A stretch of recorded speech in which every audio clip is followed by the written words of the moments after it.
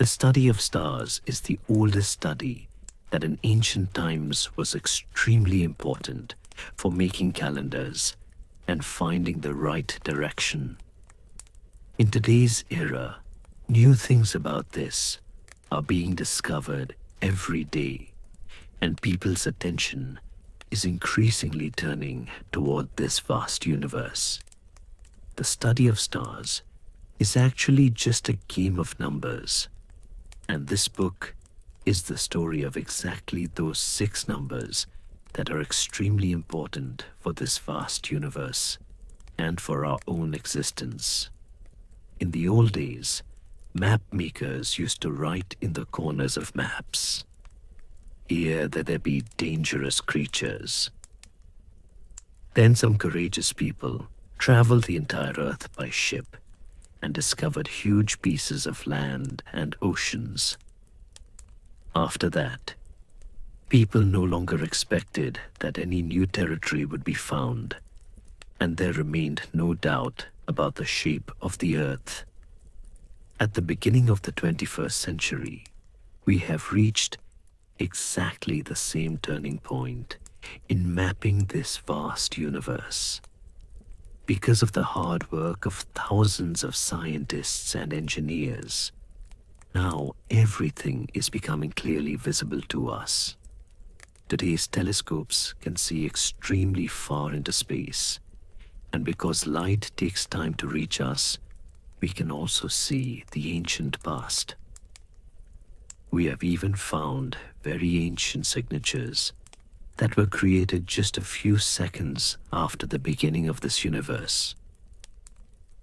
Spacecraft have shown us astonishing things, like black holes, from which we learn about the laws of nature, that is, the physical laws. Along with this, we have also understood the tiny world of atoms, from which we learned about the structure of the smallest scales of space. Now, the map that is appearing before us is not the one we had imagined. It is the story of an explosion that created billions of tiny worlds, black holes, and stars.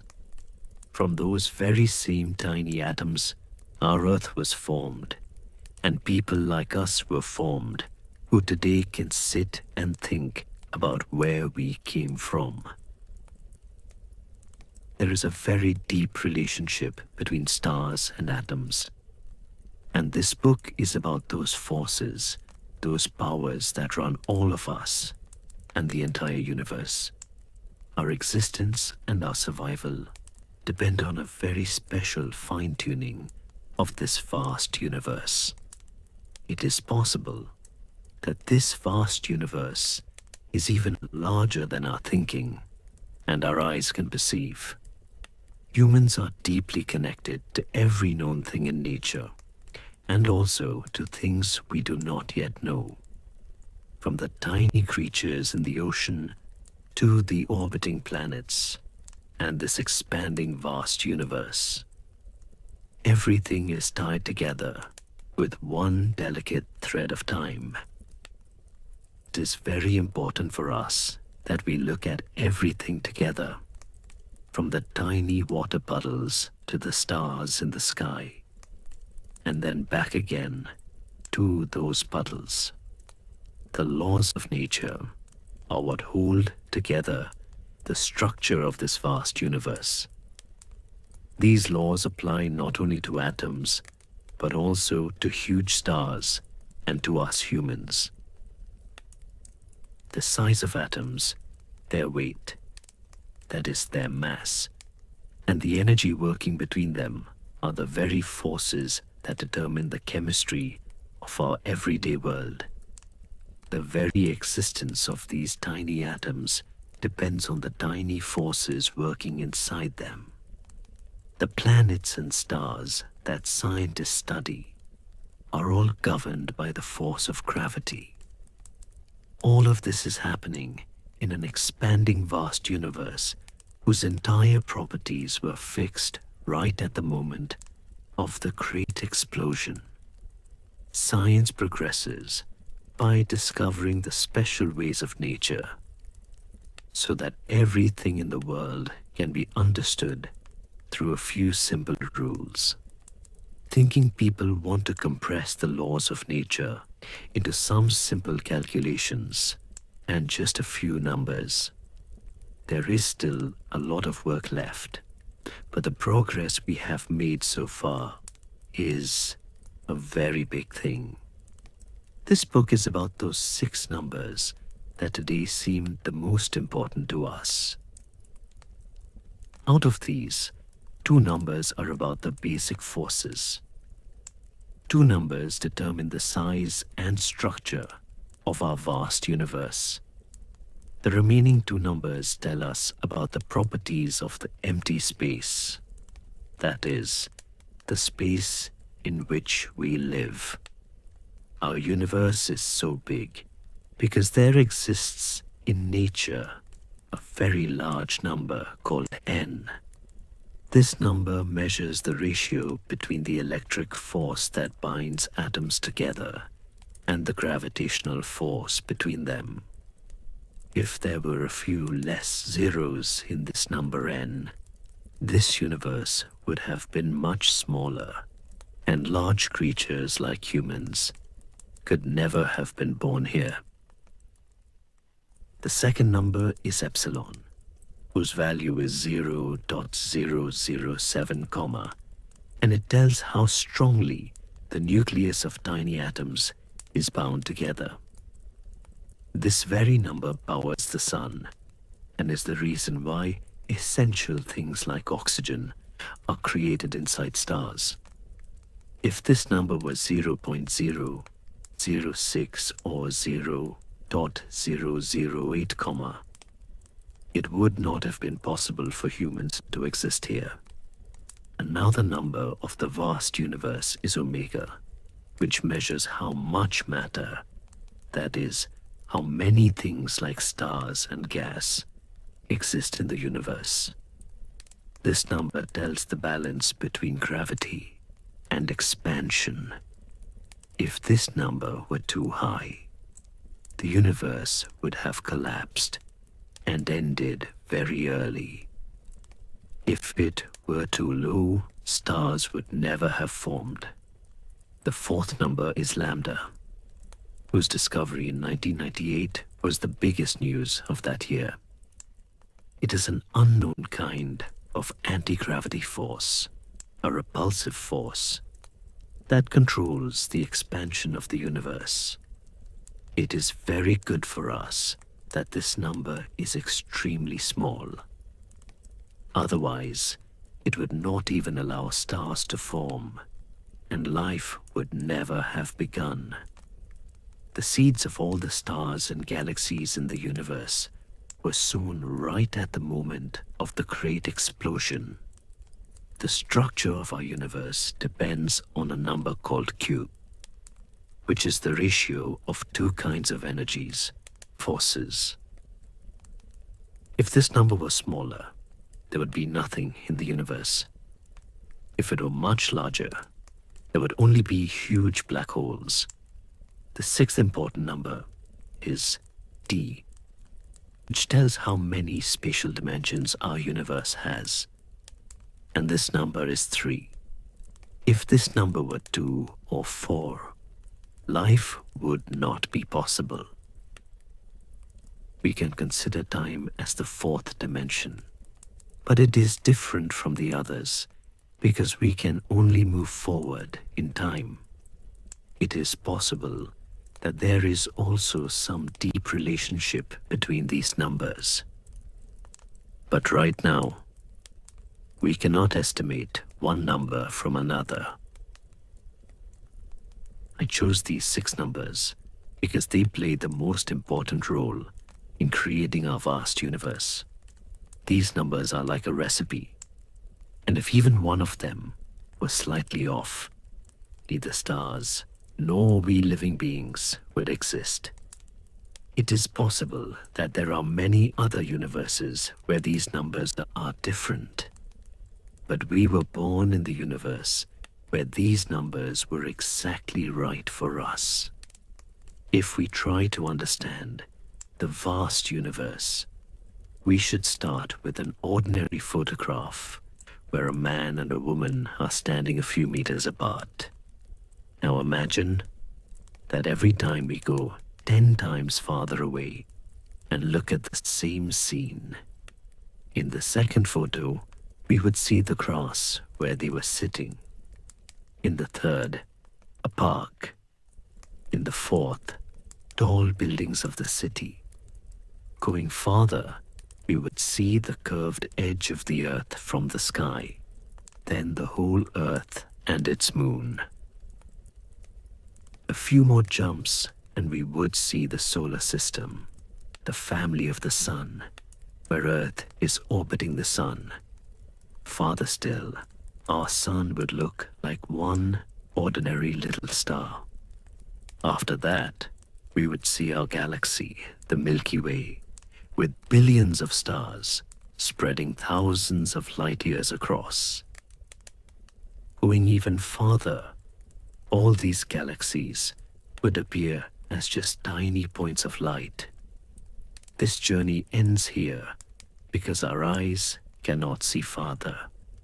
From the human scale to the edge of the observable universe, we needed about 25 jumps of 10 times each. Now if we turn inward from 1 meter, we see our hand, then a small part of skin. Going deeper, we see the tiny cells of the body, then the threads of DNA. Finally, we reach the atoms, where a hazy different world begins. No microscope can see inside an atom, where electric electrons orbit the nucleus.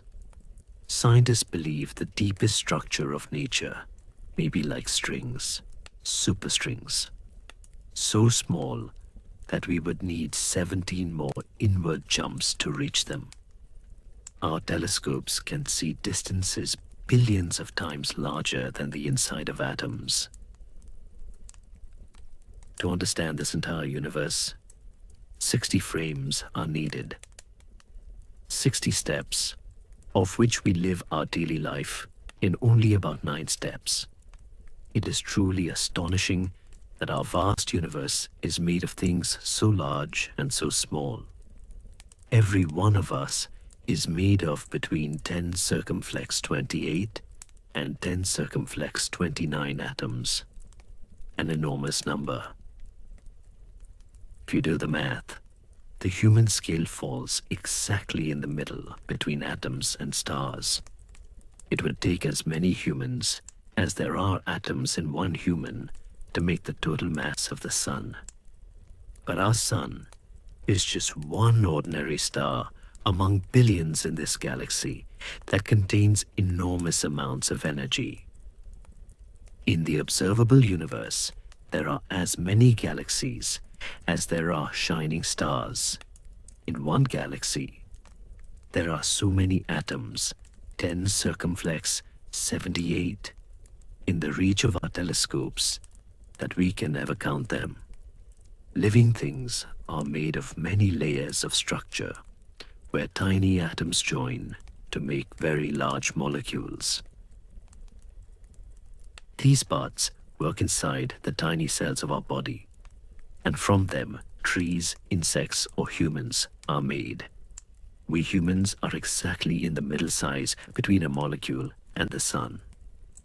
And this is exactly the right size for us to exist. This is no accident, because if we were much larger, gravity would crush us against the ground and break us.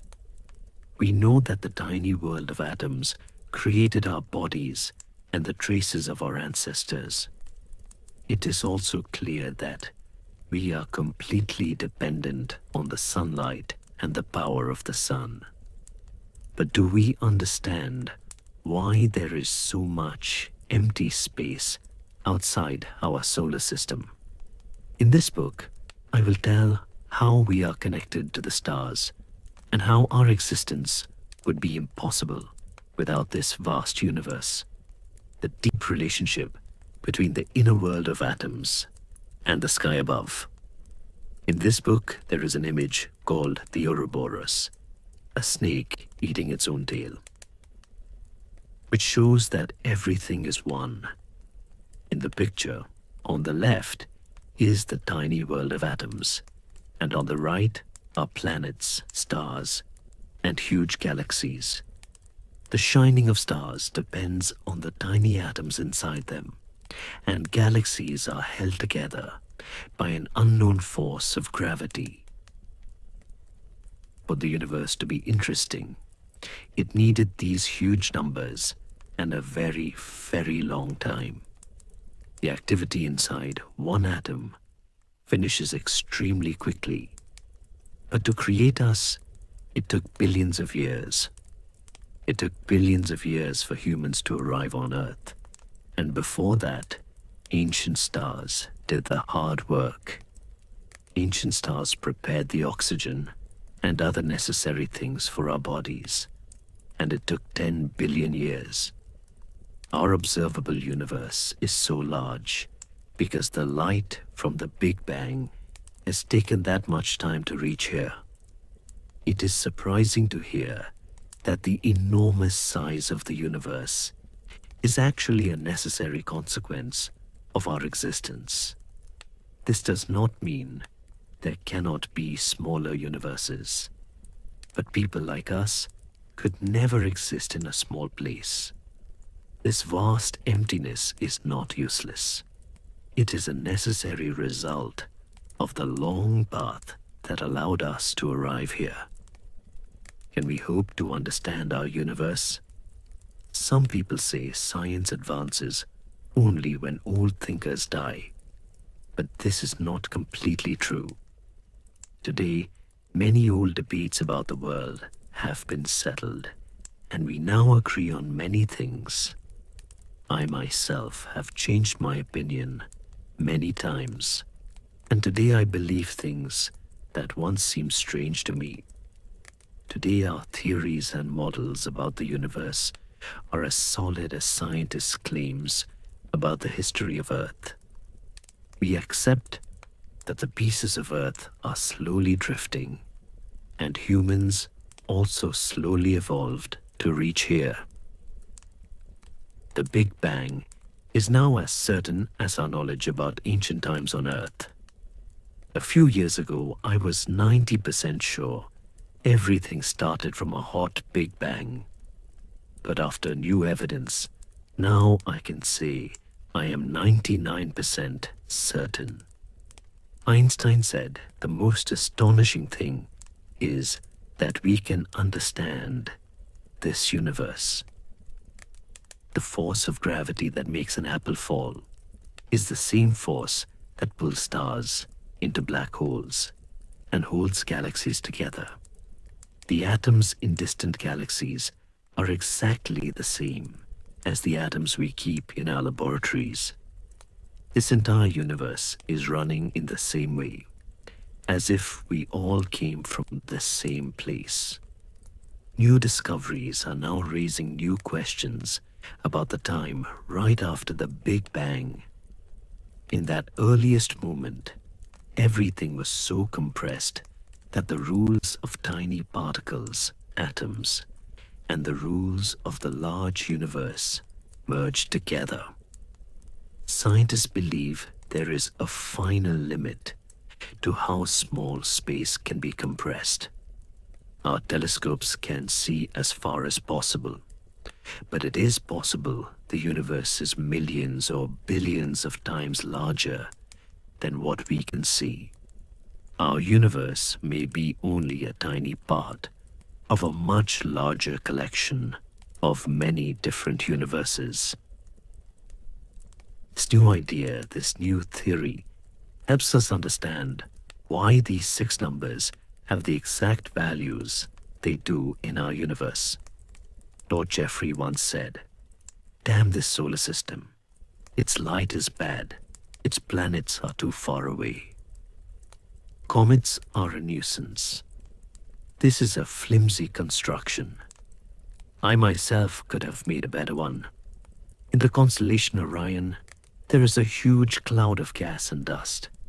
It contains so many atoms that 10,000 suns could be made from it.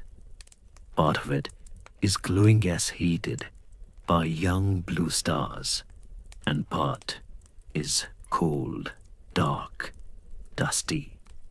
There are warm cocoons in it that our telescopes, especially infrared detectors, can detect.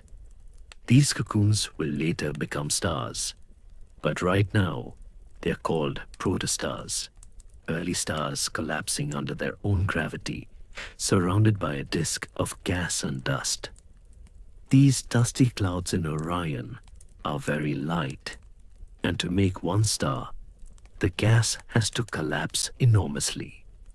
If there is even a little rotation during collapse, it spins faster and faster, like ice skaters pulling in their arms to spin quicker. Because of this fast spin, some material cannot fall into the star and instead orbits around it. These leftover disks later become planetary systems, families of planets where dust particles collide and stick together, growing into rocks and then planets. Our solar system was also made this way, and it is possible that other stars also have their own planets. The discovery of disks around stars in the 20th century disproved old ideas that planet formation was a very rare accident. Previously, it was thought our sun came very close to another star, and that star's gravity pulled gas out of the sun, from which planets formed. But stars are so far apart that such an event is extremely unlikely. Already in the 17th century, scientist Christian Huygens said that just as our sun has its army of planets and moons, other suns, stars, should also have their own planets. Finding planets orbiting other stars is much harder than finding their dusty disks.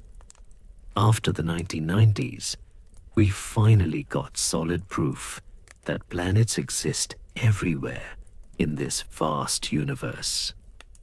The easiest way to understand this is if someone 40 light years away looked at our sun, they would not see the planets, but they could detect the presence of a large planet like Jupiter by very carefully measuring the sun's tiny wobble.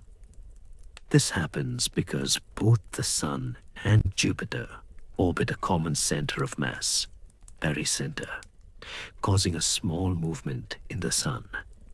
From the light of stars, we can tell which tiny atoms they are made of. If a star is moving away from us, its light shifts toward red. If coming toward us, toward blue. This is called the Doppler effect. In 1995, two scientists, Michel Mayor and Didier Queloz, detected this tiny wobble in the star 51 Pegasi. They discovered a Jupiter-sized planet orbiting that star at very high speed. Around the same time, California scientists Marcy and Butler discovered many planets. Their instruments could detect very tiny changes in light. All these planets were large like Jupiter, because our current machines cannot yet find Earth-sized small planets. Small Earth-like planets cause very tiny wobbles that are still very hard to detect. The structure of our solar system is the result of many accidents and coincidences. Large space rocks, asteroids, are still a danger to Earth today. About 65 million years ago, a 10-kilometer rock hit Earth and wiped out the dinosaurs. Our moon was also formed from the collision between Earth and another small planet. Uranus is probably tilted because of some large collision. Spacecraft have shown that every planet has its own unique character. Not every planet can support life. Certain conditions are necessary. The planet's gravity must be strong enough to hold its atmosphere, and it must be neither too close nor too far from its star for liquid water. From the planets we have found so far, it seems that in our galaxy there could be billions of planets around sun-like stars. Many of them may be like our ancient Earth, where life could develop. NASA is now trying to take real pictures of Earth-like planets. Carl Sagan called Earth, seen from space, a pale blue dot. Finding such pale blue dots may take another 15 years, and it will require a network of large telescopes in space. From the light of those distant planets, we will be able to learn about their atmosphere and weather gases. The biggest question is there also life, small creatures that built a world there? In the last 5 years, we have confirmed that other stars have their own planetary systems, but we still do not know whether any of them have living beings. This question is not only for astronomers, but also for biologists. The answer is very difficult, and even the world's top experts do not agree. On Earth, life has been found in many strange and extreme places. Even in the deep ocean, where sunlight never reaches, some creatures live happily. We still do not know how and where life began on Earth. Some think it is connected to volcanoes. Others believe it came from space clouds. We also do not know whether life on Earth is a natural process or a huge coincidence. Therefore, finding even the smallest trace of life anywhere else in our solar system would be an enormous discovery. We are paying the most attention to Mars. In coming years, many spacecraft will be sent there. There is also the possibility of life in the icy ocean of Jupiter's moon Europa, and preparations are being made to investigate there too. If we find life in 2 different places in our solar system, it would strongly suggest that the entire galaxy is full of life. But this would only be true if the life in both places originated completely independently. We know how we humans reached here and through what paths. For billions of years, tiny creatures released oxygen, cleaning our originally poisonous atmosphere and making way for creatures like us. Ancient traces show that 500 million years ago, many swimming and crawling creatures appeared in the oceans. Then, the land became green, and large insects, scorpions and frogs began living there. Then came the age of dinosaurs, which suddenly ended when a large rock hit Earth. Even if we assume life is everywhere, the existence of intelligent life, thinking beings, is not guaranteed. In the long history of our world, many species came and went. We are just the result of time and chance. If evolution started over again, perhaps beings like us would not appear. Some experts believe intelligent life is extremely rare in this vast universe. The structure of life is so complex that the inanimate world seems very simple in comparison. Understanding stars and galaxies is easier because they are not as tangled as life. It is very difficult to understand how atoms join themselves to create a thinking human being. That is why I think it is possible for us to understand this vast universe. People like Giordano Bruno believed centuries ago that there are countless stars in the sky with living beings on them. In the 18th century, William Herschel thought people lived even on the sun and moon. In 1900, there were even prizes promised for talking to beings on other planets. In California, the SETI Institute is trying to find other planetary civilizations using radio transmissions. Large radio telescopes around the world are being used for this. If we wanted, we could send signals of our presence very far, but we have still received no reply. It is possible they live in water worlds and do not want contact with us. If someone does talk to us, they will also know mathematics and the laws of gravity that we know. Their bodies will also be made of the same atoms as ours. Protons and electrons will be just as necessary for them as for us. The basic laws of nature, the basic forces, are the same everywhere in the universe. People on other planets may not use our kilometers or meters, but we can still talk about the weight or length of two things. As Richard Feynman said, we can tell them our height is 17 billion hydrogen atoms. Whoever contacts us will also have mastered the forces of their world. They too will want to know how this vast universe was made and what its end will be. All these things will be the same for us and for them. They too will see that some special numbers are most important for running this universe. The 6 numbers in this book determine how stars and galaxies form. The structure of our universe is extremely delicately balanced on these numbers. If you imagine 6 knobs tuning the universe, the tuning for life must be exactly perfect. Perhaps our universe is only a small part of a much larger collection of universes. In most universes, these 6 numbers are different, and there is no life.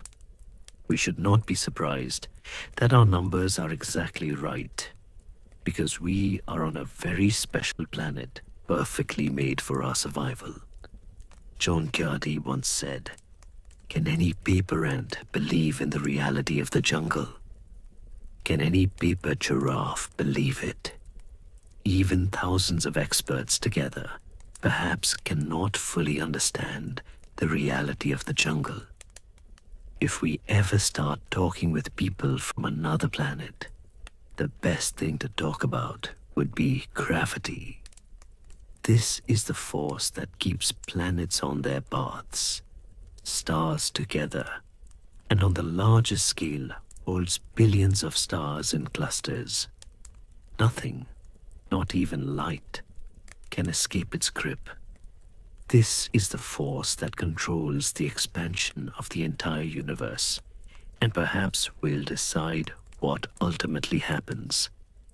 Gravity is still a great mystery, and is more complicated than nature's other forces. But it was the first force for which mathematics was used to make calculations. In the 17th century, Isaac Newton showed that the attraction between two things decreases very rapidly with distance. If the distance doubles, the gravitational force becomes 4 times weaker. Newton realized that the force that makes an apple fall and the force that keeps the moon orbiting Earth are the same. He proved that the same laws explain the paths of planets, revealing the structure of nature. Newton's great book Principia was published in 1687. 3 large volumes written in Latin. This book is a monumental example in the history of science and deeply influenced philosophers and poets. To reach ordinary people, later books like Newtonism for Ladies were published. He also wrote an easier book, The System of the World, in which his theories were explained simply. In that easy book, he gave a beautiful example of firing a cannon from a mountaintop. The faster you fire the cannonball, the farther it will go before falling back to Earth. If the speed is about 8 kilometers per second, it will keep circling the Earth instead of falling. Today, our artificial satellites orbit Earth for exactly this reason. Newton showed that the same gravity also holds star clusters and galaxies together. Inside the Sun and other stars, a balance is maintained. Gravity pulls inward, while their internal heat pushes outward. In Earth's atmosphere, the pressure near the ground holds up the entire weight of the air above. Gravity on Earth affects large things much more strongly than small things. In movies, to show a large bridge or dam breaking, they often use very weak small models filmed at high speed and then played in slow motion. Even then, small things like water's surface tension reveal that it's a small model. This same surface tension allows spiders to walk on water, but humans cannot. In the world of biology, the right size is very important for survival. Large animals are not just bigger versions of small animals. Their structure is different. If you double an animal's size, its weight becomes 8 times greater, but its legs become only 4 times stronger. So, a Godzilla-like monster would need extremely thick legs, or it would collapse under its own weight. A mouse can fall from many times its height and survive because its weight is very small. Galileo was the first person who clearly understood these size limitations. He wrote that nature cannot make very large trees because their branches would break under their own weight. When bodies are small, their strength is not proportionally less. In small creatures, strength is actually much greater compared to weight. A small dog can lift 2 or 3 dogs of its own size, but a horse can hardly lift another horse of its own weight. The same rule applies to the size of birds and how they fly. For very large sea creatures like whales, the rules are a little easier because they float in water. Being very small is also a problem because small bodies lose heat very quickly. So small animals and birds must eat and digest very frequently to stay warm. On other planets, the same size limitations would exist for survival. Scientists Carl Sagan and Edwin Salpeter imagine that on Jupiter-like planets, there could be balloon-like creatures. To escape gravity, these creatures would have to inflate themselves immediately after birth so they could float in the air. If they failed, gravity would pull them into the deep, dangerous layers of the planet and destroy them. Gravity is extremely important for us and for the entire universe. But compared to the other forces that act on atoms, gravity is extremely weak. Electric forces pull opposites together.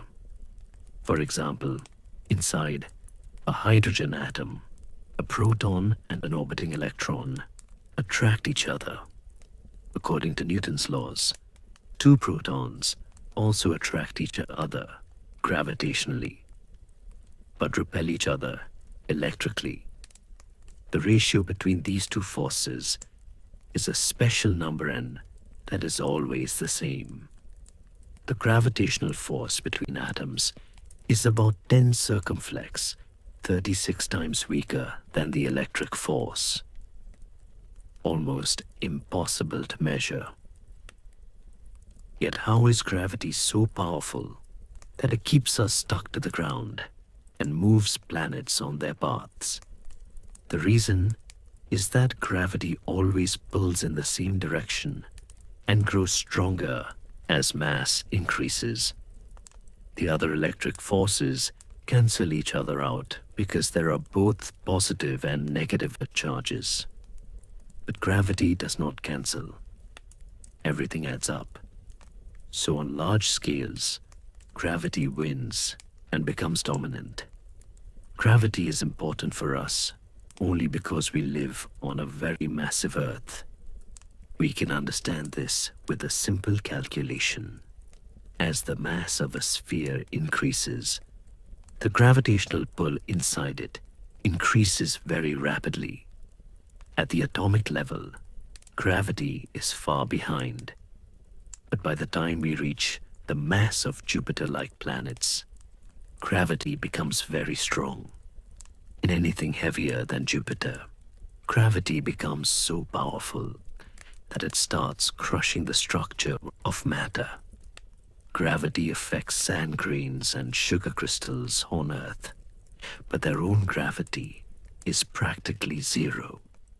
Asteroids do not have enough gravity to become round, but large planets become spherical because of gravity. Inside stars, like the Sun, gravity and internal heat are balanced.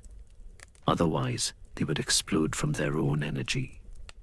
Gravity is so weak that stars like the Sun need enormous mass to shine. If the Sun cooled, it would become a white dwarf, small like Earth, but extremely dense. Scientist Eddington had already predicted that even on a cloud-covered planet, we could calculate how large stars must be. When he looked at the sky, he found exactly the number of stars he had calculated. Gravity is about 10 circumflex, 36 times weaker than the other forces. This is the number n. And if it were even slightly stronger, the story of the universe would be completely different. Imagine if n was smaller, meaning gravity stronger. Then atoms would need much less mass to form stars. In such a strong gravity universe, we humans could never exist, because even an insect would need extremely thick legs to walk. Galaxies would form very quickly. Stars would be very close together. Planetary orbits would be disturbed, and everything would collide. Most importantly, stars in a strong gravity world would live for a very short time, perhaps only 10,000 years instead of billions, too short for life to evolve. Gravity is the force that decorates the vast universe and makes everything run properly. But it can do so only because it is so extremely weak compared to the other forces, giving things time to form slowly. Surprisingly, the weaker gravity is, the larger and more beautiful our universe becomes. If n were not so huge, gravity not so weak, we humans would never be alive, and this universe would be empty. 200 years after Newton, Einstein gave a new theory of gravity called general relativity. According to this theory, planets follow the straightest possible path in curved space-time created by the Sun. People often say Einstein proved Newton wrong, but this is not completely true. Newton's laws still work perfectly in our solar system and for spacecraft. Einstein's theory becomes important where speeds are near the speed of light or gravity is extremely strong. Most importantly, Einstein helped us understand gravity at a much deeper level. Einstein proved that the curvature of space-time caused by mass and energy makes everything follow those paths. In science, every new idea carries the old ideas forward and expands our perspective, like climbing higher on a mountain lets you see farther. We should not be surprised that very far away in space, the laws of nature behave differently from our everyday experience. Near the speed of light, time slows down. That means if you travel in a very fast spaceship, you age more slowly. If you go to a star 100 light years away and return, 200 years will have passed on Earth, but you might still be young. This seems strange only because in our daily world, speeds are very low and we do not notice time dilation. Gravity also slows time. Clocks run slower near massive objects. On Earth, the effect is tiny, but our GPS navigation satellites must account for it. To escape the gravity of a planet, you need a special speed called escape velocity, 11.2 kilometers per s for Earth.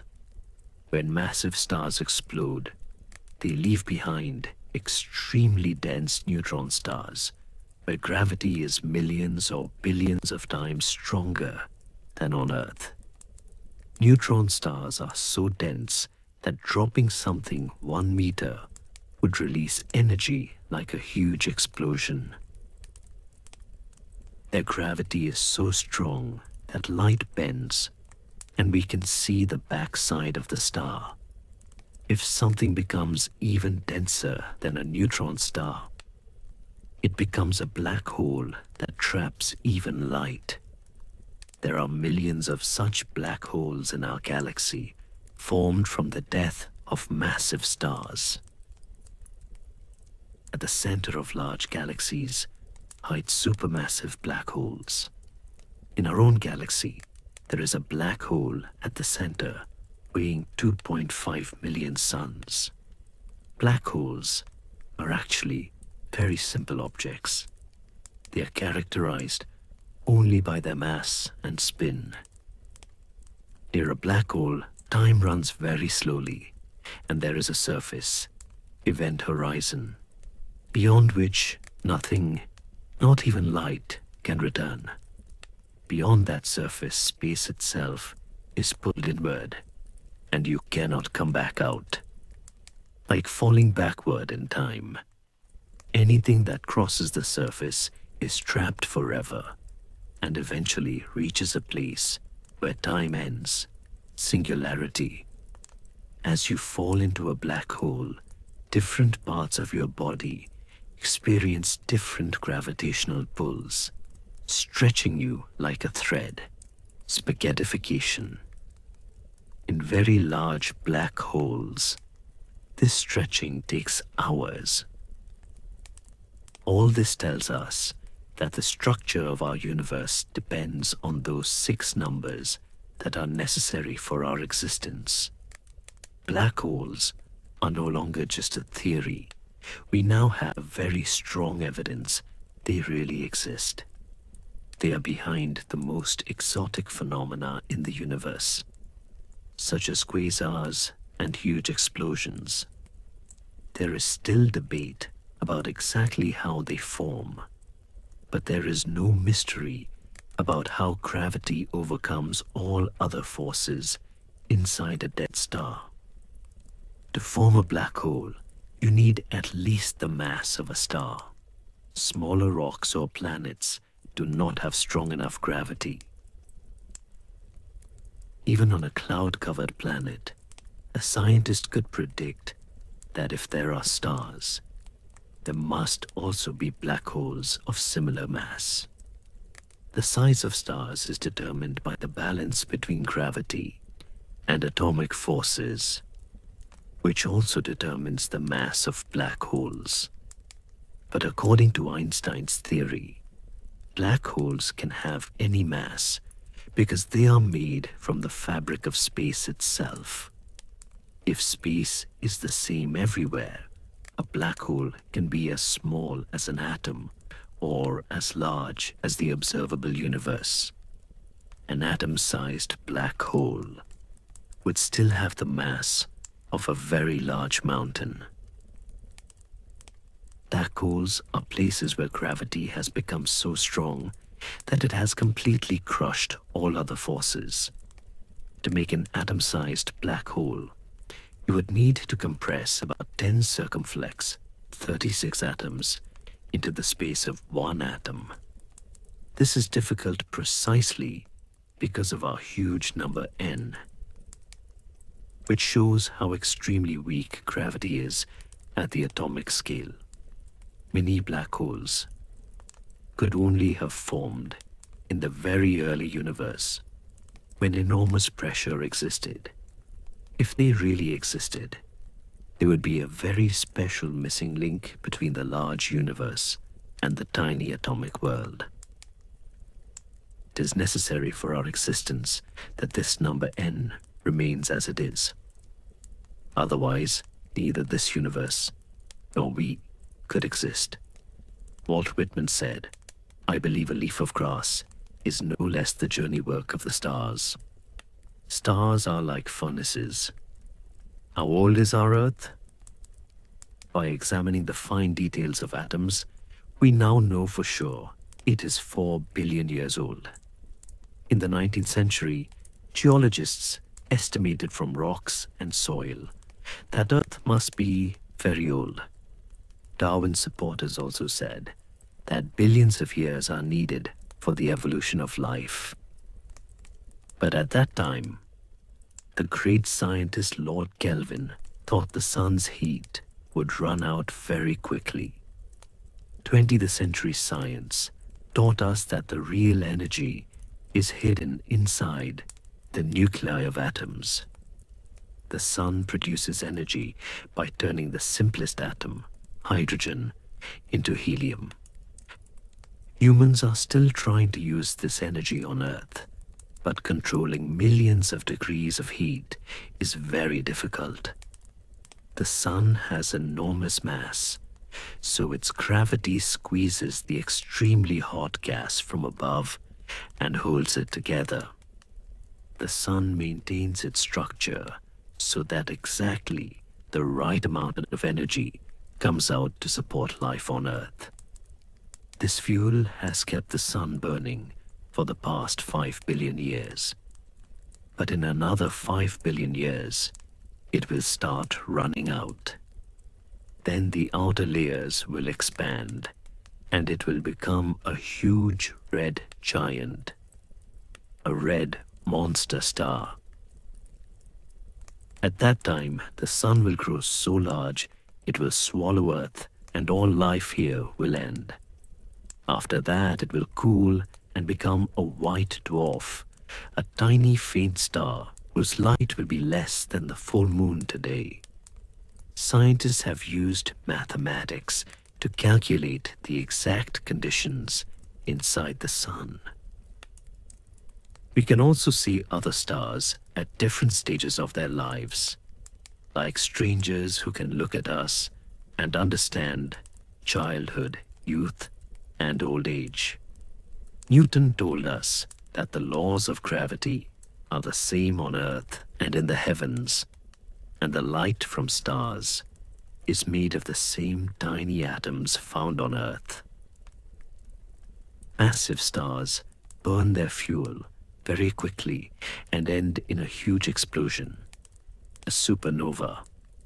In 1987, we saw such a bright explosion in the sky that it was visible even without a telescope. These supernovae are extremely important for scientists because they are the biggest and most real reason for our existence. Surprisingly, without these stellar explosions, humans could never have been born. These explosions created all the spices and heavy elements from which our earth and our bodies are made.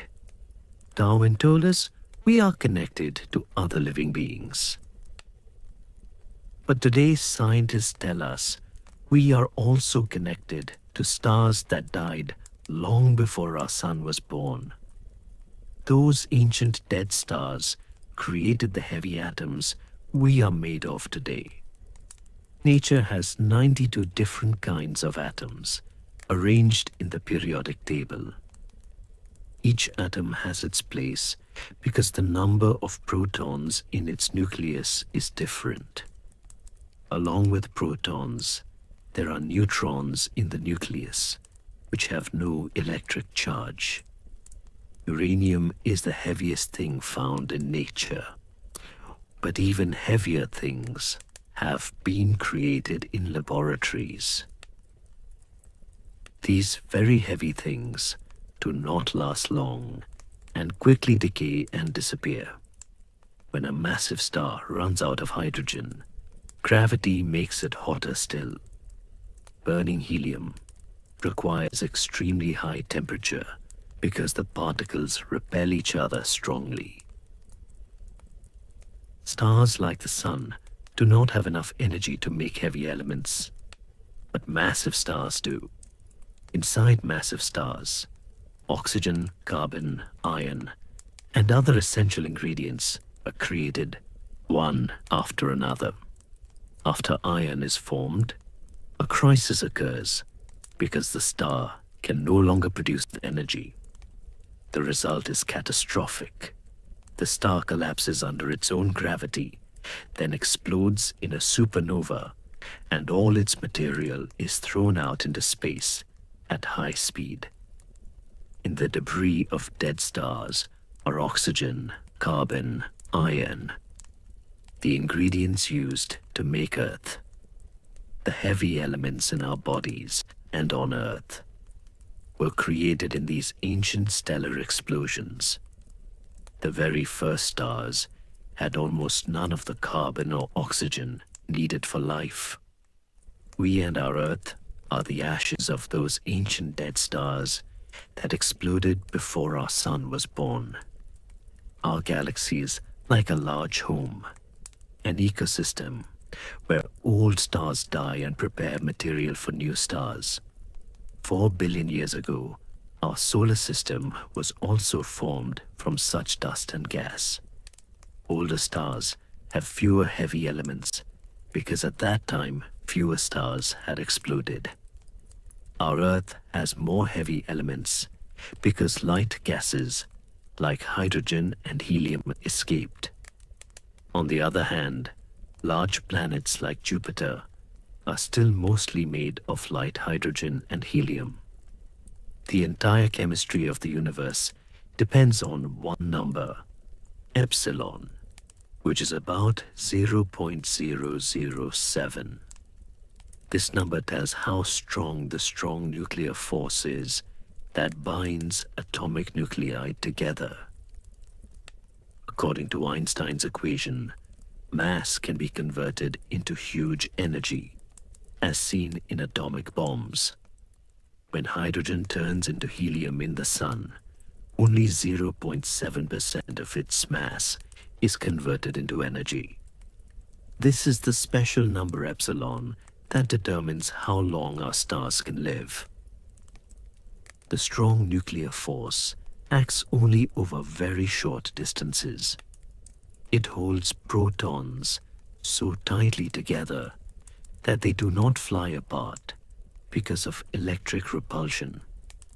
Because of this strong grip, the sun can give us the warmth we need for billions of years. If this grip were weaker, the sun would die very quickly, and there would never have been enough time for life to develop on Earth. We would not be here today. Nuclear forces are extremely important for us. But does their exact value make a big difference? If epsilon were 0.006 or 0.008 instead of 0.007 comma, what would change in our universe? At first glance, it might seem the difference would be small. But the way hydrogen is converted into other elements depends very delicately on this number. The first step of hydrogen to helium depends on the strong force binding tiny particles. To make helium, hydrogen must first become heavy hydrogen, deuterium, containing 1 proton and 1 neutron. If the strong force were weaker, 0.006, deuterium could never hold together stably. Then the path to helium would be permanently blocked, and the universe would have only hydrogen atoms. In such a universe, stars would form, but they would have no nuclear fuel to burn. They would quickly cool and become dead chunks. No debris would be scattered from exploding stars, and rocky planets, or people like us, could never form. One might think a stronger grip, 0.008, would be even better. But if it were 0.008 comma, protons would immediately stick together so fast that almost all hydrogen would be used up at the beginning of the universe. Then stars would have no fuel left, and even water could never form. Therefore, for any universe to have structure and chemistry, epsilon must be between 0.006 and 0.008. Fred Hoyle discovered that carbon formation inside stars depends on extremely fine tuning. To make carbon, 3 helium nuclei must combine. This happens in 2 steps, first forming beryllium, which decays very quickly. But a special property of carbon helps it capture helium. Hoyle calculated that if the number were even 4% different, carbon would not form. No carbon means no carbon-based life. And we are carbon-based. If the number were weaker, nothing heavier than iron would form, and we would have very few types of atoms. If much stronger, perhaps more types of atoms would form. But that is like saying more letters make a better language. It is not necessarily true. For life, we need a lot of special ingredients like carbon, oxygen, and iron. If epsilon were different from 0.007 comma, this beautiful carbon-based world, and we would never have existed. I said earlier that making atoms requires stars to burn, and we are all made of stardust. This whole process depends on the nuclear force that binds atoms together, the force we measure with epsilon. But the question is, where did all these atoms and the first galaxies come from? How did they come together? To answer these questions, we must look even before the birth of stars and understand some new numbers. We will learn that our existence depends on these special numbers that run the entire universe. Stars join together to form galaxies, the most basic building blocks of the vast universe. Our own galaxy has 100 billion stars rotating like a flat disk. Its center is very bright. Right in the middle hides a black hole weighing 2.5 million suns. We Earthlings live quite far from the center, near the edge, and from here, the other stars of the Milky Way look like a river of light. Andromeda is our nearest large galaxy. 2 million light years away, and it looks very similar to our galaxy. With large telescopes, we can see hundreds of thousands of other galaxies. Some are spherical or elliptical. Galaxies are not scattered randomly in space. They are held together by gravity in large clusters. Our galaxy and Andromeda are part of a small group, the local group, containing about 34 other small galaxies. Gravity is pulling Andromeda toward us, and in about 5 billion years, these two galaxies may collide violently. Collisions are common in space because there is so much empty space between galaxies, and stars rarely hit each other. When two galaxies merge, they create a new structure called an elliptical galaxy. Our local group lies on the edge of an even larger cluster, the Virgo cluster, with thousands of galaxies. These clusters, in turn, form even larger wall-like structures stretching across hundreds of millions of light years. A very massive region called the Great Attractor is pulling our entire galaxy and local group toward it. Many things in nature are self-similar. When you enlarge a small part, it looks like the large part. If our universe were like that, wherever we looked, we would see only clusters inside clusters. But our universe is not like that. Beyond a certain distance, the distribution of galaxies becomes very uniform. Astronomers say that beyond a certain scale, the structure of the universe shows no very large changes. You can understand this with the example of standing on a ship in the middle of the ocean. All around are waves of different sizes, but from far away, the whole ocean looks the same and uniform.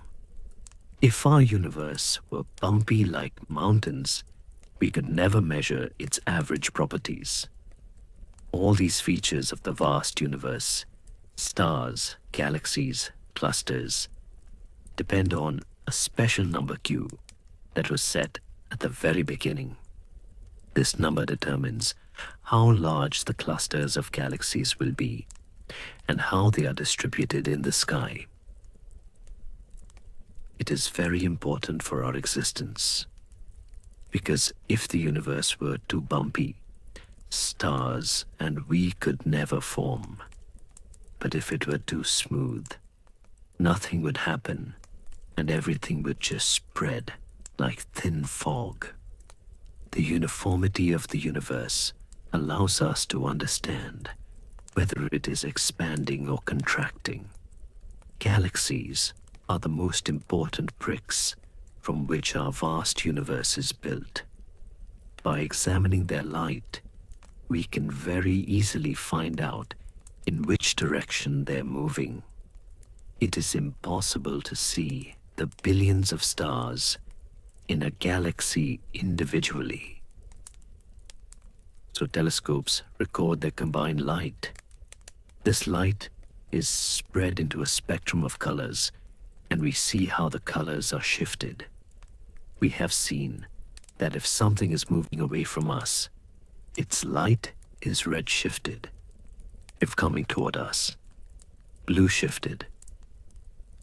The biggest truth we have learned about our vast universe is that almost all distant galaxies are red shifted. That means they are all moving away from us, and this vast universe is expanding every moment. Edwin Hubble first showed in 1929 that the farther a galaxy is, the faster it is moving away. This expansion happens only on the largest scales. It has no effect on our solar system or even our galaxy. The oldest stars in our galaxy are about 10 billion years old, which matches the expansion of the universe. Scientists estimate that this expansion began about 12 or 13 billion years ago with a big explosion. There is still some uncertainty in this number because we do not have perfectly accurate distances and expansion rates. According to the Big Bang, the beginning of our universe was hotter than the center of a star. Then why didn't everything turn into iron right at the beginning? Remember that iron has the most tightly bound nucleus and can only be made inside very massive, hot stars. If everything had become iron at the beginning, there would never have been long-lived shining stars. All fuel would have been used up in the first moments. Iron stars would cool in millions of years instead of billions. Fortunately, the early expansion was so fast that there was not enough time for atoms to turn into iron, carbon, or oxygen. In that short time, only about 25% of hydrogen was converted to helium, and the rest remained as is. This ancient helium is a very strong proof of the Big Bang today. The oldest stars and galaxies also have exactly the amount of helium predicted by Big Bang theory. It seems the galaxies did not start from pure hydrogen. There was already a mixture of helium present. The sun's outer layers have slightly more helium because they also contain debris from older stars that died before the sun. Very old, light stars that have been burning for billions of years have very little iron and carbon.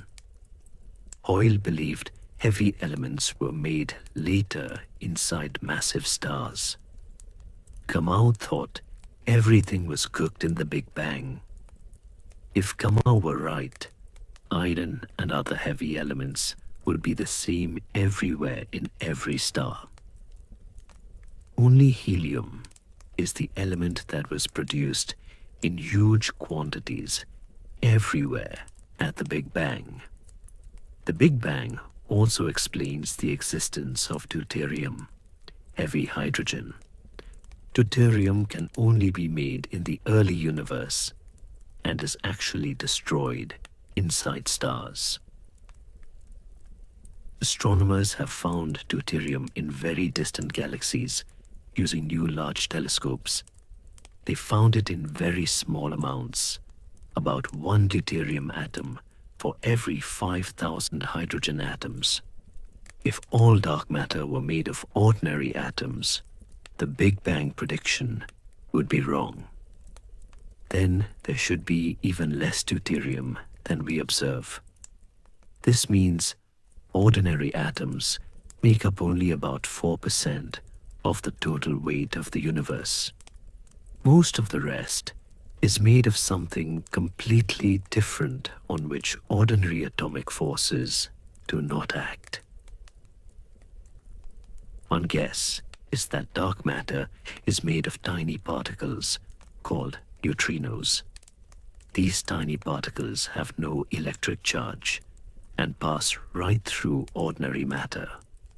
In the very hot early universe, they were produced in enormous numbers compared to ordinary atoms. In Japan, a huge tank of water was used to study these particles. It was found that neutrinos have very small mass, perhaps too small to be the main dark matter. Still, this is a very big discovery that opens new secrets about the tiny world of particles. There may be other heavier particles, WIMPs, that are 100 times heavier than hydrogen atoms. These heavy particles also pass right through our bodies and Earth, but occasionally collide with an atom. Scientists are trying to detect these tiny collisions deep underground in mines.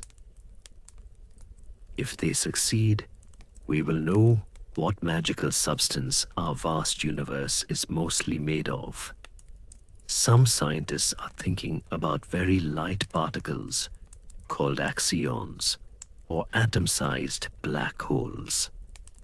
Understanding these invisible things is very important for our existence because they hold together the entire structure of the universe. Some ideas about dark matter can now be ruled out, but scientists are searching for truth with many new techniques. Perhaps in the next 5 years, we will be able to say exactly what dark matter is made of. It is quite embarrassing that we still know almost nothing about 90% of the stuff in our vast universe. Scientists believe dark matter may be made of a completely new kind of particle. To solve this, we must attack the secrets of the universe from 3 different directions. First, try to directly catch these particles in our machines. Second, understand neutrinos and the early universe in more detail. Third, simulate galaxy formation on computers and compare with real observations. We must accept that we humans and the ordinary atoms we are made of are only a very small part of this vast universe. Compared to dark matter, the atoms we are made of are like white foam on the surface of a vast dark ocean. But the biggest puzzle is, how did these ordinary atoms survive at all? Why didn't everything become dark matter? Every particle has an opposite particle, an antiparticle. When they meet, they annihilate each other and release huge energy. Our entire galaxy is made only of matter. If half were antimatter, everything would have burned up long ago. Sasharov explained that in the very early universe, there was a tiny difference between matter and antimatter.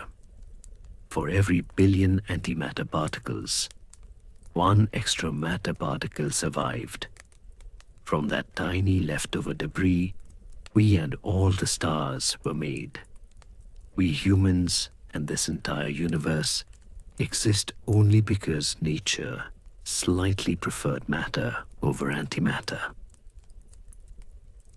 After a very long time, even the atoms in our bodies will slowly disappear, because nothing lasts forever in this universe. In a very old star, perhaps only 1 atom decays per year. But over trillions of years, everything will completely vanish. In that distant future, when everything is gone, the decaying atoms will leave a faint warmth in this cold universe. Today omega may be 0.3 comma, but in the earliest moments, it was extremely close to 1. If the balance between expansion energy and gravity were not almost perfect, this universe could never have survived. If omega were even slightly less than 1, the universe would have expanded too fast and everything would have scattered. If greater than 1, gravity would have collapsed everything very quickly. For life to develop, the universe must cool down to at least 3,000 degrees. It is like throwing a stone upward from the bottom of a well. It must almost reach the edge and stop. In the first second after the Big Bang, omega had to be close to 1, within 1 part in 10 circumflex 60. Most scientists believe that because it is so close to 1, it must be exactly tuned, like the electric charges of proton and electron, perfectly cancelling in an atom. Another surprising thing is that the expansion rate, the Hubble constant, is exactly the same in every direction. No matter which direction we look, the matter and radiation look the same. The best explanation for this puzzle is a very rapid expansion, an inflationary phase, right at the beginning. Our existence and survival depend on these 6 numbers like a very interesting recipe. In our vast universe, ordinary atoms are much less massive than dark matter. But is it enough to reach the critical density and make omega exactly 1? The things found in galaxies and clusters are not enough to fill the total budget. But if this dark energy is spread uniformly everywhere, it has no effect on the motion of galaxy clusters, only on the overall expansion. That is how we detect its presence. Can we know how the expansion rate of the universe has changed over time? The redshift of any very distant object tells us how fast it was moving when the light was emitted. By comparing the speed then with speed now, we can see how expansion has changed. Changes in expansion are very slow, so we must look billions of years into the past. Our 10-meter telescopes can see back to when the universe was 1/10 its present age. The biggest difficulty is finding objects that are the same everywhere. Objects from ancient times are different from new ones. Quasars are the brightest, but their brightness varies so much that we cannot use them as a standard. We also do not know how their properties changed over time. Galaxies are a little easier to understand, but they also change greatly over time. Old stars die, new stars form. Sometimes large galaxies swallow smaller ones completely. Galaxies are so complex and varied that it is very difficult to use them as standard candles. Ordinary stars are too faint. But some dying stars explode so violently that they shine as bright as an entire galaxy. A special type of exploding star, type Ia, is used as a standard candle. This explosion happens when the interior of a dying star suddenly becomes unstable after crossing a certain mass limit. Its brightness is so reliable that we can use it to measure distance and speed very accurately, even at great distances. Scientists expected this investigation to show that because of omega, the expansion rate is slowing down, but the distant explosions fade more slowly than nearby ones. This is exactly what we expect, because very fast-moving objects have slower clocks, time dilation. The fading of the explosion itself acts like a natural clock, proving the universe is expanding. This is the best way to disprove people who thought light simply gets tired over long distances. The study of stars has become a very big project today. It requires very expensive and large instruments. But to find these explosions, many people must work together very carefully for a long time. Scientists must catch the very faint light echoes of stellar explosions that happened billions of years ago. They repeatedly observe the same patch of sky to catch sudden bright flashes in distant galaxies. Then the brightness of that explosion is measured very precisely, often using large telescopes like Hubble.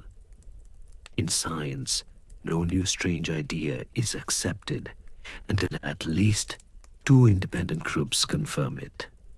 So, it was very good that 2 different teams were working day and night on this difficult task. The first team was the Supernova Cosmology project. They started this very hard and tiring work around the early 1990s. Later, another team was formed that developed even better ways to identify explosions. By 1998, both teams had found enough explosions to confidently announce their results to the world. They found that the expansion rate was not slowing down, as everyone expected from Omega. The biggest surprise was that the expansion rate is actually getting faster over time. This huge discovery was called the biggest scientific breakthrough of the year in 1998. All this delicate work is being done at the very limit of today's telescopes, where things are extremely faint. Some scientists worry that dust along the path might dim the light and give wrong results. It is also possible that ancient explosions were slightly different from modern ones. But every month, new explosions are added to the list, and this big result is being tested even more strongly. The acceleration of the universe's expansion is a very surprising and unknown thing. It means there is a force in empty space that pushes things apart. This force is completely impossible to feel in our solar system or galaxy. But in the very thin, empty space between the galaxies, it overcomes gravity. Gravity is still there, but this new anti-gravity is making the expansion faster over time. We must add one more important number to our recipe. This number measures this unknown energy. We usually think empty space is nothing. But this idea is not completely correct. Einstein already in 1917 applied his general relativity theory to the whole universe. At that time, astronomers knew only our own galaxy and thought the universe was static. Einstein found that a static universe would immediately collapse under gravity. To prevent this collapse, he introduced a new number called lambda. This lambda created a repulsive force against gravity to keep the universe static. But after 1929, when Hubble discovered expansion, Einstein abandoned it. He called it his biggest blunder, because without it, Hubble's discovery could have been predicted. Even though Einstein's original reason is now outdated, this number lambda is still very important today. We now know empty space is very complex and contains all kinds of particles.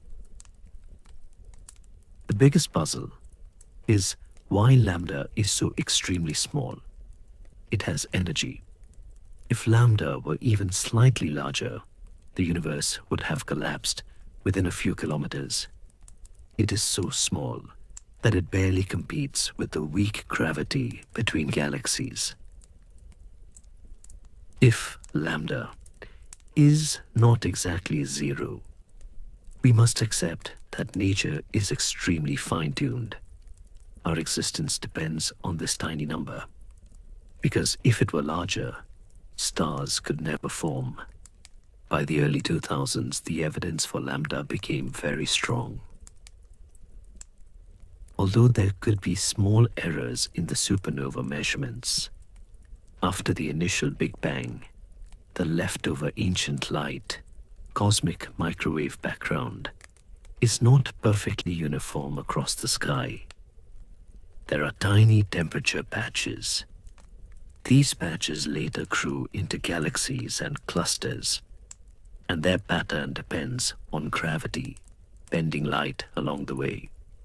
Measurements from Antarctica and high-altitude balloons show that without lambda, these patches would never be as large as we see. When we set omega to zero point 0.3 and lambda to 0.7 comma, everything fits perfectly, and the accelerated expansion is confirmed. Gravity is the greatest force that binds planets, stars, and galaxies together. But on the scale of the entire universe, a completely different energy begins to dominate. This number lambda is nature's weakest and most mysterious force, controlling the rate of expansion and the final fate of the universe. What Einstein once called his biggest mistake is now proving to be one of his greatest insights. It has changed our view of the universe. Einstein initially strongly opposed the idea of black holes, thinking they were just a mathematical mistake. If lambda is not zero, this anti-gravity will keep pushing galaxies away from each other at ever-increasing speed. Distant galaxies will recede faster than light, and our sky will slowly become completely empty and very dark. The future of those galaxies will be like something falling into a black hole. In billions of years, the space between galaxies will become extremely empty and cold. Nothing will remain. St. Augustine said the universe did not begin fully formed, but it was given a special power to change itself. Because of this power, the scattered things at the beginning gradually transformed into beautiful structures and life. In nature, the most beautiful patterns, like music or paintings, are neither completely uniform nor completely chaotic. The ordered universe around us is neither completely rigid nor completely disordered. Nature has 92 different kinds of atoms, not just the simple ones made in the initial explosion. Some of these atoms are in complex organisms like our bodies. Some are burning fiercely inside stars. There are also huge temperature differences. Star surfaces are very hot. Empty space is extremely cold. The cold space is warmed only to 2.7 degrees by the faint leftover heat from the ancient explosion. It seems strange that from a simple hot fireball, such a complex universe emerged. Some people might think this contradicts the second law of thermodynamics, the law that says everything gradually loses order and becomes uniform. Things cool down when hot, cold things mix and become average, like ink easily mixing in water. But you can never shake it back into a single black drop. In simple words, order always decreases. But when gravity is involved, we must slightly change our old thinking. Stars bind themselves tightly together because of their own gravity. This gravity is balanced by the outward pressure of their very hot internal gas. A strange thing is that when stars lose energy and cool, their cores actually become hotter. If the sun's fuel suddenly stopped today, it would slowly collapse, and its center would become even hotter. This happens because gravity gets stronger when things get closer, and more heat is needed to resist it. So, we should not be surprised that new stars are born from cold gas and dust clouds. The denser parts of the clouds collapse under their own gravity, becoming so compressed that they start to shine. How this happens in the Orion clouds or Eagle Nebula is still very difficult for even the largest computers to fully understand.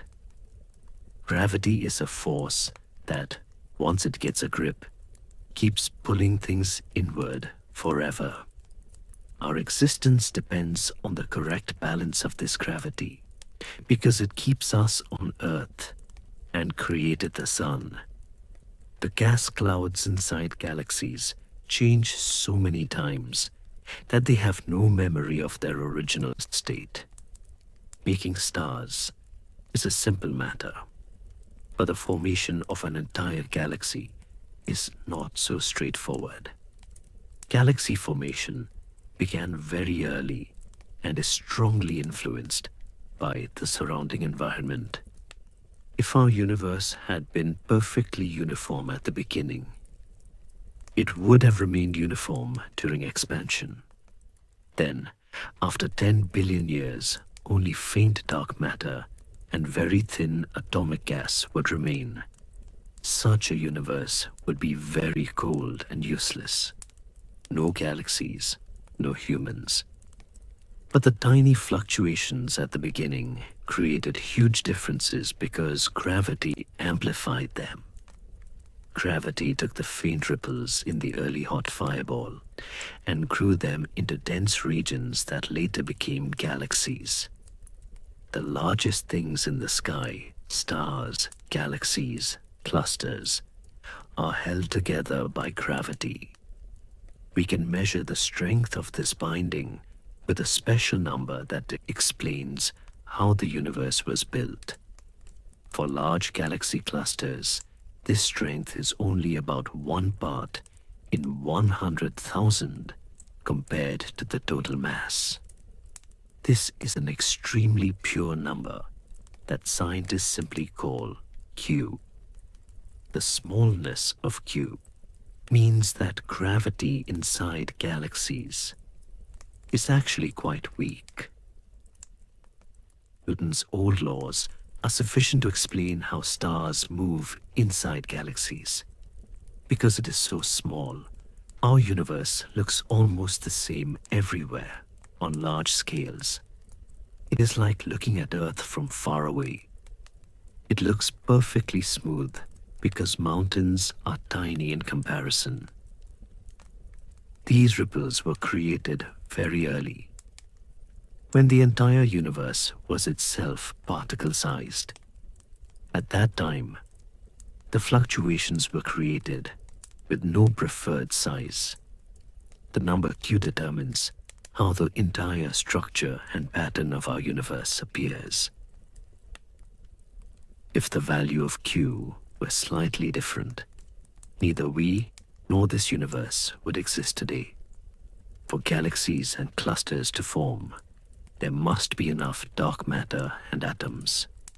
Omega must not be too small, gravity too weak, and lambda must not be too large. Q measures those tiny ripples from which everything grew. If this number were even slightly smaller, the universe would remain completely empty forever. If Q were 1/100,000th or less, gas could never collect, and the universe would stay dark and empty forever. No new stars, no planetary systems would ever appear. On the other hand, if Q were much larger, the universe would become a noisy, violent, dangerous place.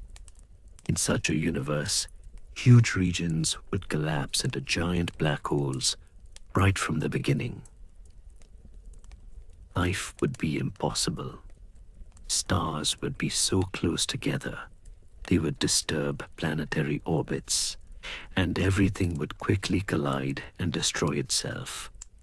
Q being small is very good for us, because it allows us to study the universe properly.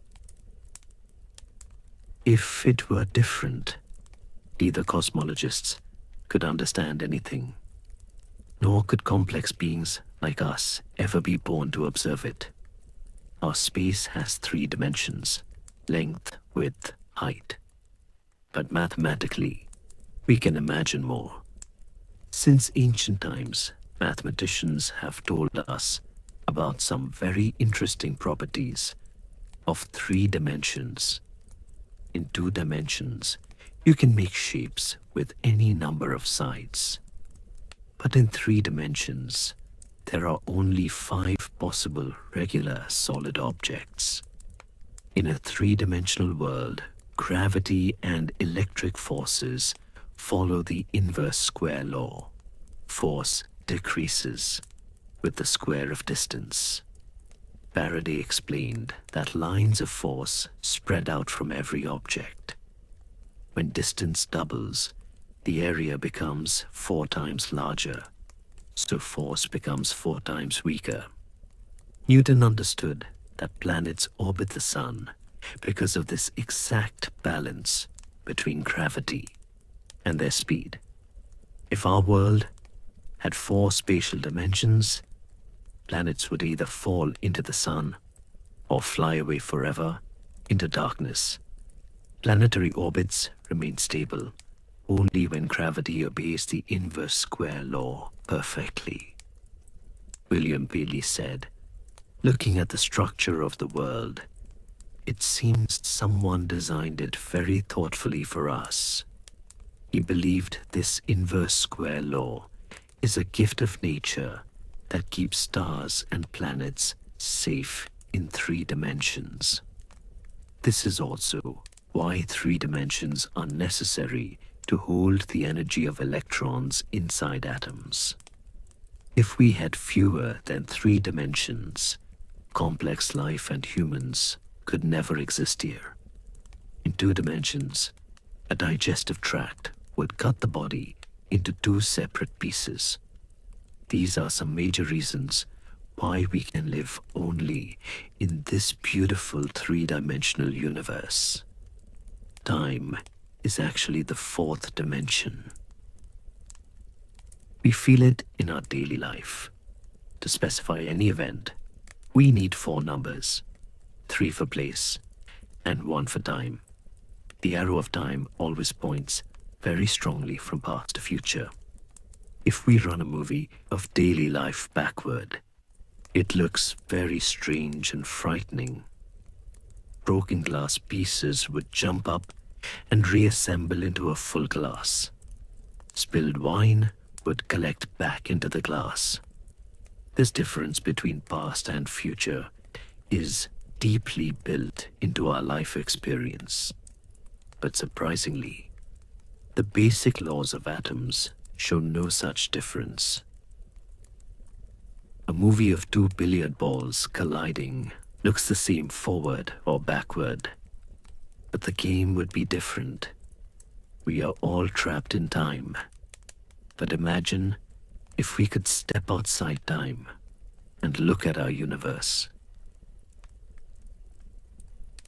It would appear as a frozen 4-dimensional object. In that frozen world, it would be very hard to understand why one part is organized and another is disordered. When we say the universe is expanding, we are talking about the arrow of time. Along with expansion, gravitational energy created beautiful structures in the initial fireball.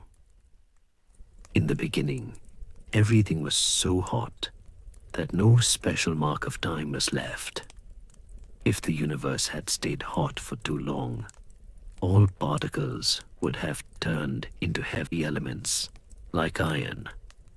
Fortunately, the expansion was so fast that the conversion of hydrogen to helium stopped at exactly the right moment.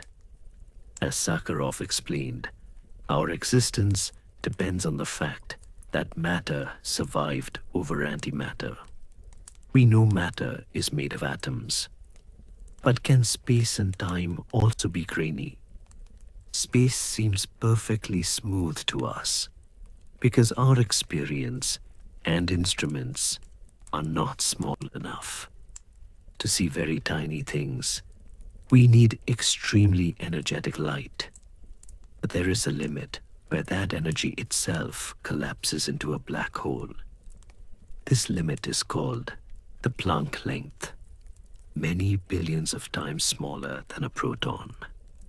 Because gravity is so weak, This effect appears only at extremely small scales. Even today's greatest physicists can only guess about crossing this final boundary. We have not yet been able to combine the rules of the tiny world, quantum mechanics, with Einstein's gravity. In the earliest moments of the universe, these two forces were shaking the entire cosmos together. To understand that time, we need a unified theory of both. At very high speeds and near black holes, our normal understanding completely fails. Their time may be foam-like, and perhaps time itself had no beginning.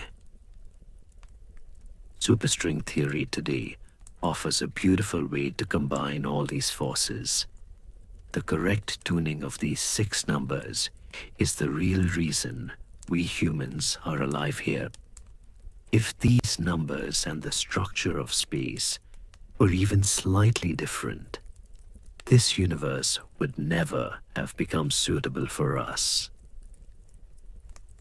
E.O. Wilson said, "My thinking about religion is deist, but I believe the evidence for it can be found in the study of stars. There may be some magical power that created this universe, and perhaps one day we will find evidence for it that we have not even thought of yet." From very simple rules, a very complex and beautiful structure has emerged in our vast universe. But it is not necessary that simple rules always produce complexity. Different numbers could make the universe completely useless. Like Mandelbrot's set pattern is created by a very simple algorithm, yet it hides thousands of layers of structure. Today, the coincidence of our 6 numbers is only a hypothesis that science will prove or disprove in the future. If these numbers were even more perfectly tuned than needed, perhaps we would not easily accept it as coincidence. Then we would have to believe, like Kepler and Galileo, that there is some deep mathematics behind the structure of the universe. If nature's laws had fixed these numbers in advance, we would have to accept this tuning as absolute truth. But perhaps the final theory will tell us about a multiverse where every explosion creates a new universe. Our entire universe is only one part of that infinite collection where these 6 ingredients gave birth to us. In the last 100 years, we have made enormous progress. Now, we can see the universe 10 billion light years away. 100 years ago, the shining of stars was a great mystery, and we knew nothing beyond our own galaxy. Today our view stretches very far, and we know the story of the earliest moments of the Big Bang. Well, new and powerful telescopes help us understand galaxies whose light has been traveling since near the beginning. We have mapped the structure of this vast universe, but beyond the reach of our eyes, much remains hidden. We are watching galaxies being born and seeing how they looked 10 billion years ago. All this is possible because the laws of nature work the same everywhere and in every direction, and we can understand them easily. Only the earliest moments of the Big Bang and the inside of black holes are still not completely clear to us. Scientists have a huge amount of data, and in the future, anyone sitting at home will be able to examine these maps. Our understanding is slowly growing, and new telescopes and computers will show us even more real pictures of the universe. Science has 3 frontiers: the very large, the very small, and the very complex. Our vast universe connects all three strongly. Soon, we will measure omega and lambda as accurately as we measure the size of Earth. A superstring-like final theory may explain everything and reveal deep secrets of time and space.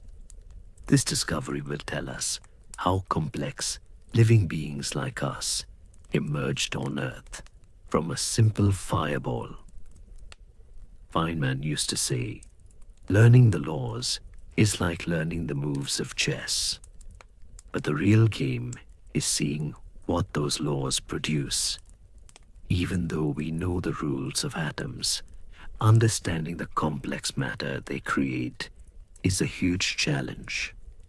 Just as wetness of water cannot be explained only from atoms, the existence of life is also very important to understand. There are so many possibilities in nature that understanding them is far more difficult than understanding every move in chess.